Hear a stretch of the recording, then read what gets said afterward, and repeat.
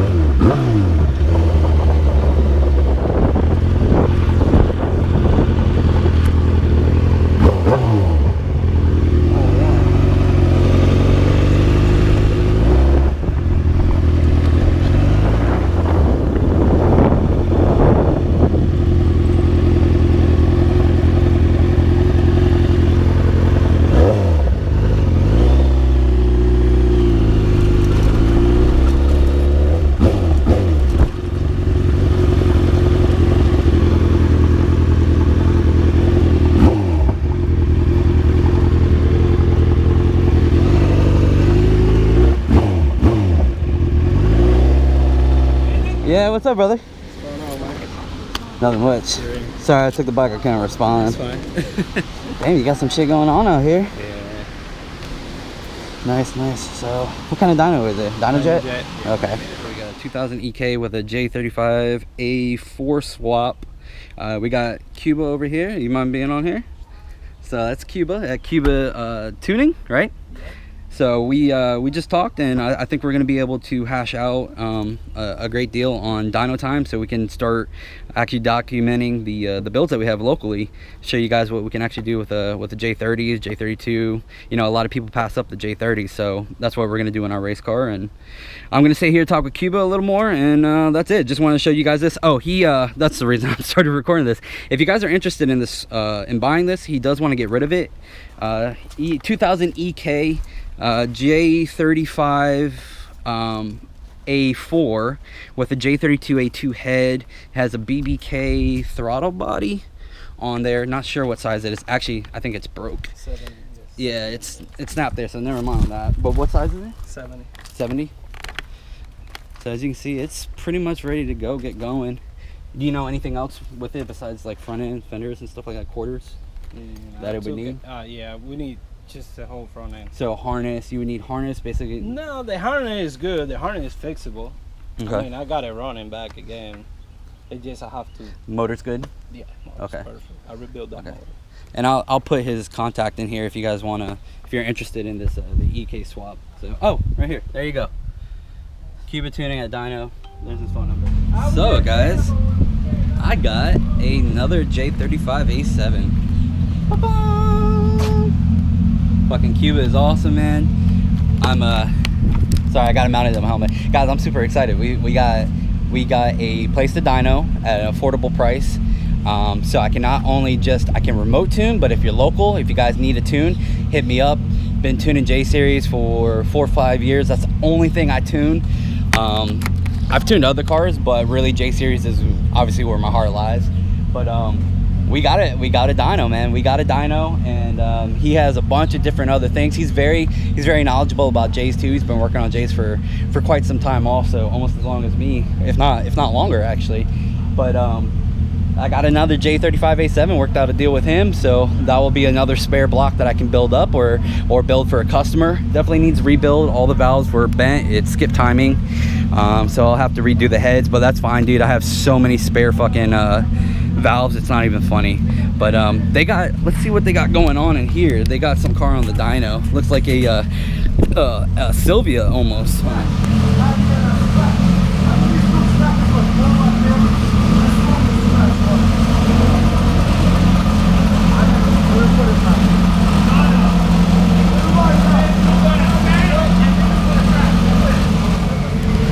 So he just made 615 on that on the Sylvia, I think it is.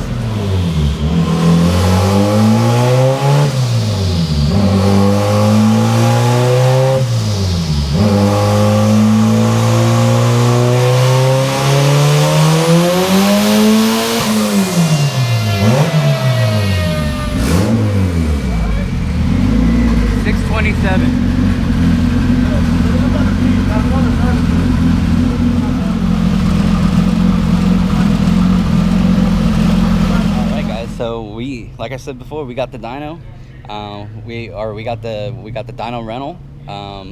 We got a guy to help us out on the trans because I don't have time to fuck around with the trans, and hopefully I can get RV6 gears and put them in my daily, because that's going to be one of the main things holding me back with the daily motor, because I want to see 750, maybe even 800 if the car will hold it, which it should with our rods, with our block guards and our rods. Should be fine. But I'm probably gonna hold this off here. I'm gonna cut the video off, and then next time I come to, we are going to be dynoing my buddies, or the local customer who's also my buddy. We're gonna be dynoing his basically stock 04 Accord V6 6-speed, and see what that does. So all right, next time you see me, it will be dyno time. All right, guys, new day. Headed back to the dyno. So we are gonna get the baseline on this local customer build. Let's get moving. So you can do your thing. All right, guys, we are back at the dyno, and they are strapping it down right now. So this is a 04 Honda Accord. Obviously, it's actually 7th gen, not the 7.5. He went ahead and he did the 07, 06, 07 rear taillights and trunk lid and everything. Basically, what I'm doing to the R-Track car. All right, guys. So here's the motor. As you can see, it is stock as it can be. You got a 3-inch short ram intake with just a basic ass filter, and then the only other thing he has is the he has an OBX, I believe it's 2.25-inch diameter exhaust. Full cats, literally, guys. The car is completely stock.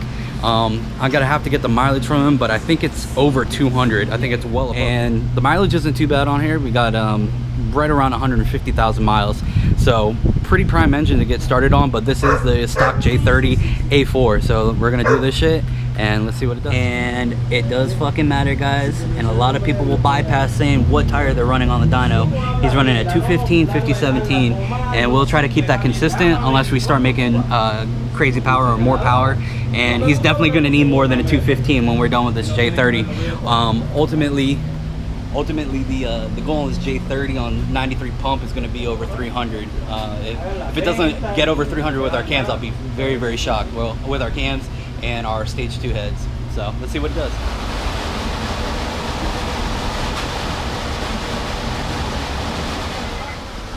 So it never comes easy. Something odd that the past owner did to his car is they removed the traction control VSA, so it's always on. Obviously you can't disconnect it because there's no button here to basically jump or short that fuse or that line basically to turn it off.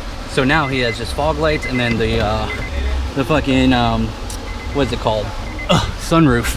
So now we're gonna try to find the fuse for the VSA to see if we can disable it, or we can't do it because it's not allowing him. It's basically putting him in limp mode, not allowing him to dyno the damn car. It's one of the main things that's the one thing you have to turn off the dyno. So let me see what. All right, guys, so we got a few guesses.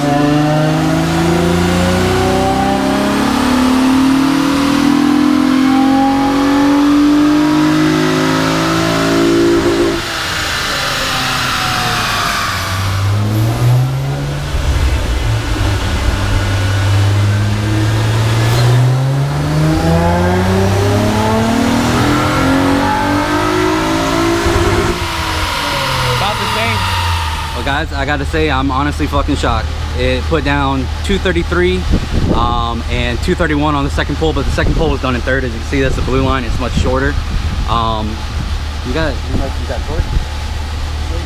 Oh, sorry. You got a torque. That's weird. I've never seen it down there. So it made 233 206, and then it made 231 201 in third gear.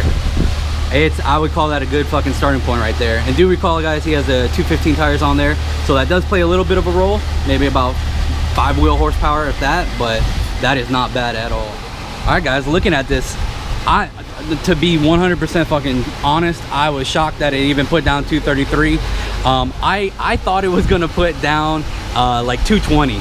So he really surprised me. And do take into consideration he's running a 215 tire, where, you know, other guys are running 235, 245s. So that rotational mass does play a role. And he also has, these are TL rims. I'm not sure what the weight difference is, if there is any. I don't know if they're heavier, I don't know if they're lighter or what, but I'm extremely happy. This is a great starting point. 233, 206. So 233, 206 is the best right now. We're gonna hit one more 4th gear pull, but if you look at that, smooth as butter, baby, smooth as butter. And his ECU allowed it to pull a little high. I'm used to seeing like 68.5, even sometimes 68 on some cars where it'll hit red line or fuel cut. Here it hit 69.4, 69.5, which is beautiful. So he's damn near $7,000 on a stock ECU, which is pretty cool because mine was 68.5 whenever it was on a stock ECU. It's weird. I know the settings in the ECU are set, but sometimes they push through a little harder for the fuel cut or the red line. So very good to see, guys. Very good to see. Smooth. Look at that. Look at that torque. This, guys, I'm gonna make a prediction right now. This motor, once we're said and done with it as an NA build on a J30, is going to be over 300. It's going to be 300 plus, guys. So bookmark this, save this. If I don't fucking do it, call me out, say I'm a piece of shit, whatever you want, but I guarantee you this J30 is going to be over 300 NA when we're done with our heads, our cams, our tuning, all that. So stay tuned. Let's get the last pull in, and then we're going to head home.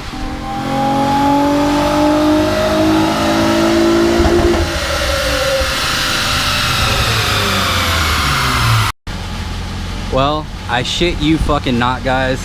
We let the car cool down for about 20 minutes. Let the IM cool down because it still has the aluminum, if you can see it through there. Still has the stock aluminum intake manifold. And he went ahead and he picked up another 5-wheel horsepower, a little over 5. And picked up 6-wheel torque. Oh, so he picked up 5-wheel horsepower and 6-wheel torque. The ending number here, guys, is 238.64 and 212. As you can see, the green line right here. You can see that bitch. Picked up, man. Picked up. That is incredible, guys. Like, I'm seriously shocked. So this goes to show you what a 150,000 mile J series motor with only a 2.25 OBX exhaust, so on the cheaper side exhaust, not super name brand or anything. A lot of people hate on OBX. Still made 238, 212. That's incredible, man. For basically a catback exhaust and a 3-inch short ram intake. That's incredible, guys. Incredible. And so, guys, once again, I just want to note that a lot of the gains from the magnesium intake manifold is due to heat soak. We let it cool down for 20 minutes and the car picked up 5-wheel horsepower and 6-wheel torque. That's a decent amount considering those 3.7 intake IMs, or the magnesium IMs, usually only pick up about 8 to 10 wheel horsepower. So you factor on heat soak, you know what I'm saying? So the magnesium definitely has gains, especially if it's a daily driver. You're gonna feel more consistent power all the time, especially if you live in fucking Florida in the heat like we do. So guys, I'm stoked. This is a great baseline. And you can see here, man, he's pulling out right there. See what I mean? It hit off the limiter. You guys can hear it in the video. It hit off at 68, or yeah, 68.8, where up here it was hitting at 69.95. So like I said, sometimes it pushes through that rev limiter a little more, but there's the number, guys. A 04 J30A4 2.25 OBX exhaust and 3-inch cold air intake with a filter. That's it, guys. That's all he has. I'm gonna fuck with my boy and see if he wants to run a 2014 5.7 liter Jeep Grand Cherokee. Auto, obviously, 10-speed. Let's see what it can do.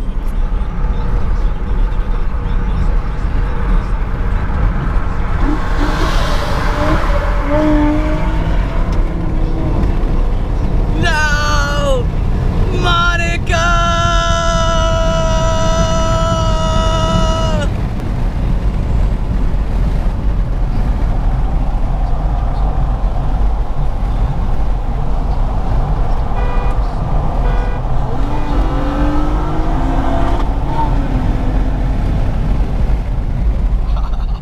Damn, those 0607s look beautiful. 0607s, those tails are beautiful. I absolutely love them, man. That's why I fell in love with them. The 03 to 05 7th gens, they're okay, man, but the 7.5 gen, I mean, they, with an exhaust, those LEDs, fucking tips. All right, guys, thank you so much for watching. Please hit the like button, subscribe, hit the notification bell so you can get updated on alerts for this build. Once again, it's going to be our first documented local build for the channel, so you guys are going to see everything that we do. All of our parts are going on this J30, and we're going to show the world, the J series world, that the J30 is not something that you should just pass up, because it can make great power, especially for the daily driver guys. So even NA, so it's going to get our cams, our stage 2 cams, our heads, tune, all that shit. But all right, guys.